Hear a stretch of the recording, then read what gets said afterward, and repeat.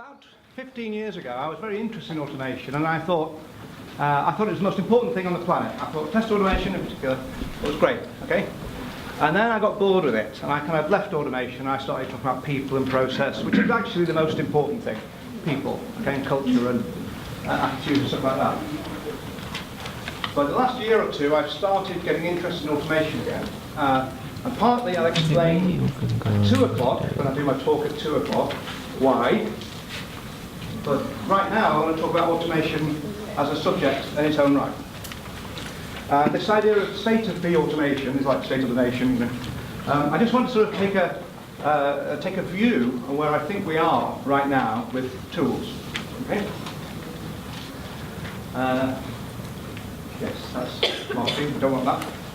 So I want to give you some ancient history. Okay, I'm going to do a bit of a history lesson here about tools, and I want to talk about some models of testing automation that you might have seen before. I want to challenge them and say, are these still the models we should be using?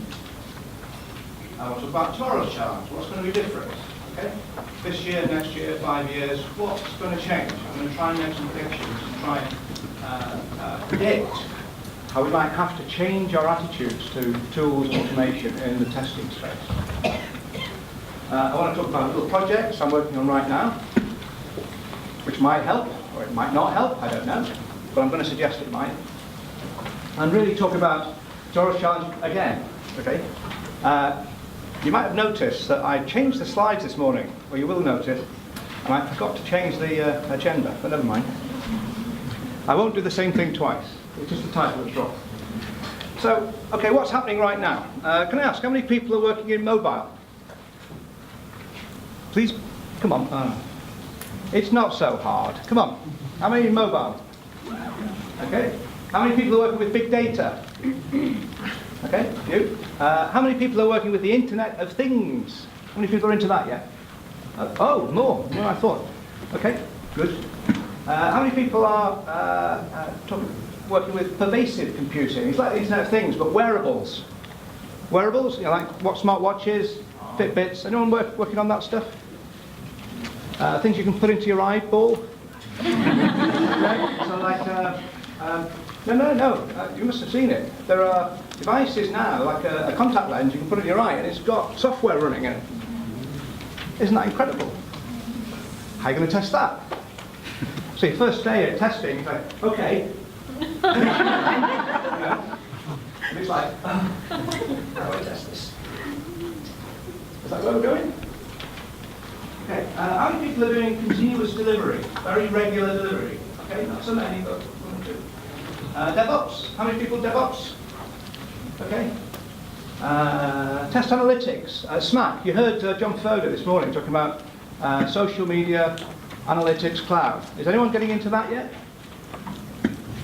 One or two? Maybe two. Shift left. How many people are experiencing change in their organisations where the testers are being requested to move into the development team? Anybody working with their developers? Not yet, okay. How many people are working in a team where there is no test team? One. Why are you here? But are you a tester, or are you a developer or a tester? Okay. Some of these things I mentioned here, a year or two ago, nobody would have said yes to. And although right now it's only maybe 2 or 3% or 5 or 10%, they're all gaining momentum. They're all moving forward. So if I come back next year and ask those same questions, I think more hands will go up. Honestly think this is the way the world is moving. How many people are agile? You're so enthusiastic. Come on, hands up. Agile. How many agile? Okay. What about the rest of you? Are you still waterfall? Are you doing something better than agile? Is agile the last word? Is that the best we can do? Of course not. I'm not saying continuous delivery and DevOps are the best we can do, but they're better. So watch out, they're coming. Okay. So, okay, automation is the future. How many times have you heard that before? You know, You can't have people, but you can have some tools. What does that say to you? People, tools, same thing. It's stupid, isn't it? It's stupid. But automation is the future. I am going to kind of try and say that, but I want to kind of try and get you thinking about what's happening right now with tools and automation and where it might go in the future. That's really what I want to try and suggest. Where do these DevOps and continuous delivery kind of activities fit? You know, how do we fit into them as testers? Because there doesn't seem to be a place for us. If you know anything about continuous delivery, you'll realize that as soon as the developer presses the button and says commit, a whole series of automated processes take place, and perhaps within an hour, that software is deployed into a production environment. So where's the testing? Where do you fit in that? How on earth do we do our job if that's possibly the way the world is going? Isn't that terrifying? Or is that like, yay, I don't need to test anymore? Maybe the developers do everything. Maybe something in between. And I just want to explore that a little bit, okay? And say, well, this is perhaps where automation is going, okay? So, how do we, how do testers fit into this, future that isn't so far away? Okay, that's the point. So I want to give you some ancient history, okay? How far back is ancient history? 1980s, right? Okay. So in 1989, I ran a small team of developers. You know, I should say, I'm a developer. Sorry, yeah. But I ran a small team, and we were kind of agile. Okay, no one had invented the term agile. I knew what the word agile meant, but we weren't agile in that way. We had an on-site customer. We did regular deliveries. We used automated tools to do builds. We used a language-sensitive editor, you know. We had an integrated development environment, although it wasn't so integrated. We used automated testing every night. This is in '89. Continuous delivery isn't that new. The tool we used was absolutely abominable. It was terrible. Okay? There was no script language. It was capture keystrokes off a terminal and then feed them back. And then when the script failed, you had to edit the keystrokes. How grim was that? How basic? How primitive was that? All I'm trying to say is the thinking about delivering rapidly is not new.